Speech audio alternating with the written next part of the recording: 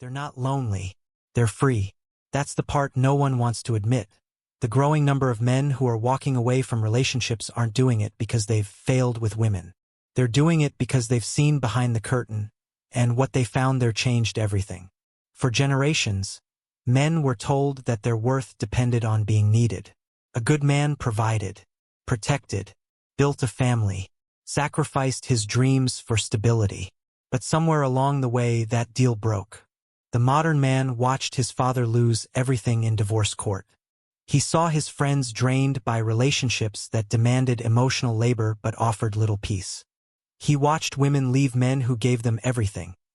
Not because they were bad men, but because she wasn't happy anymore. Now, he's not bitter. He's cautious. He's learned that love, in today's world, is often conditional, based on utility, not devotion. If he provides, he's expected to provide more. If he opens up, he risks being called weak. If he sets boundaries, he's labeled controlling. So he asks himself quietly, what's the reward for playing a game where every rule changes the moment I start winning? And for many men, the answer is simple: there isn't one. So they choose peace over partnership, freedom over friction. They stop chasing validation through romance and start finding it in solitude. These men aren't isolated, they're recovering. From false promises, from emotional manipulation disguised as intimacy, from a society that celebrates male silence until it becomes male withdrawal. But let's be clear, they're not giving up on love. They're rejecting the transaction that love has become. They've realized that emotional connection should never feel like debt. That affection shouldn't come with a price tag of compliance. That being alone isn't failure. It's detox. The modern man's solitude isn't emptiness. It's clarity. He's discovering the power of living without constant negotiation. Not having to explain, perform, or apologize for his masculinity. He wakes up without anxiety about saying the wrong thing. He spends money without guilt. He builds his world exactly how he wants it, not as a rebellion but as self-preservation. And when he looks around, he notices something. He's not the only one. Millions of men quietly are doing the same. Not angry, not broken, just done pretending that relationships are the only path to meaning. Because somewhere deep down, every man who chooses solitude has realized the same truth. Sometimes peace feels more like love than love itself. You want to know the real reason men are walking away. It's not fear of commitment, it's exhaustion. Modern dating feels like an emotional minefield. Men are told to be strong but sensitive, confident but humble, masculine but not too masculine. They walk on eggshells, trying to be everything at once, and still end up being told they're not enough. They give love, consistency, stability, and get met with boredom. They show vulnerability and get met with loss of respect. So they start noticing a pattern. Peace only exists when they're alone. Alone, no one twists their words. Alone, no one weaponizes their emotions. Alone, they don't have to keep proving they're worthy of basic appreciation. It's not that they hate women. It's that they've stopped needing the version of love that drains them. They've seen too many men lose everything. Their focus, their freedom, their finances, trying to keep someone who doesn't even want to be kept. A single man today isn't immature or afraid of intimacy. He's strategic. He's watched the cultural script change. Relationships that used to be about partnership have become competitions for control. Every argument turns into a psychological test. Every expression of masculinity becomes a red flag. Every mistake becomes a potential cancellation. So he adapts. He invests in himself instead of someone who might leave. He builds discipline, builds income, builds peace, and realizes those three things attract more fulfillment than any relationship built on uncertainty. You can call it selfish. He calls it survival. Because in a world that constantly tells him he's the problem, choosing solitude is the only way left to feel like the solution. There's a quiet revolution happening, and it's not loud, angry, or dramatic. It's happening in the small, invisible choices men make every day. The man who doesn't text back. The one who deletes dating apps. The one who looks at a beautiful woman and feels nothing but calm. These aren't moments of weakness. They're signs of awakening. Men are beginning to see the game for what it is. And once you see it, you can't unsee it. They watch their friends drained by relationships that look perfect online but feel like slow suffocation in private. They see the friend who married his dream girl lose his house, half his savings, and access to his kids because she fell out of love. They see the guy who gave his girlfriend everything, emotional support, money, loyalty, only to watch her trade him for the next thrill. And quietly, they make a decision. Never again. Because somewhere along the line, love stopped being about connection. It became a performance. A man is expected to be a therapist, an entertainer, a provider, and a mind reader, all while pretending he's not tired. But the more he gives, the less he gets. Because the modern dating market doesn't reward effort.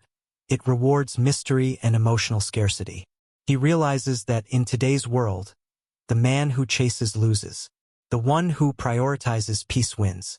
So he stops chasing. He focuses on his fitness, his business, his growth. He starts waking up early not to impress anyone, but because it feels good to be in control again. He finds meaning in self-respect, not in someone's approval. And the irony? That's exactly when women start noticing him. The same ones who once overlooked him suddenly want his attention.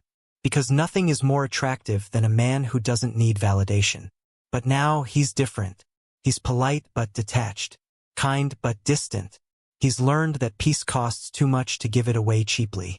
Take the guy who used to cancel his plans every time his girlfriend called crying. He'd rush over, fix her problems, pay for dinner, listen for hours. When she left, he realized something. He'd become a rescue mission, not a partner. Now he spends that energy on building a business, traveling, reading, lifting. He says he's never felt more alive or more respected. Or the man who was told for years that men should open up more. He did. He poured his heart out.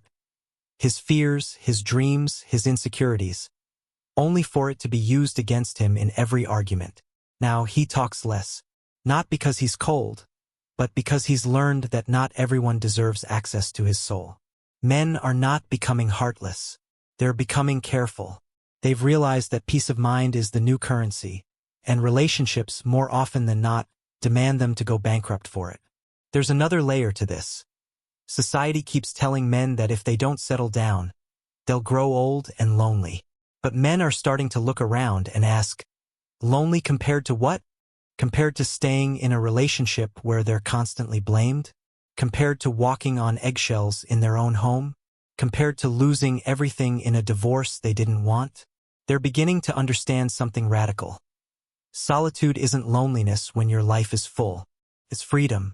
They build their own version of happiness. Gym, friends, money, hobbies, peace. The kind of quiet contentment that no one can take away in a courtroom or with a text message.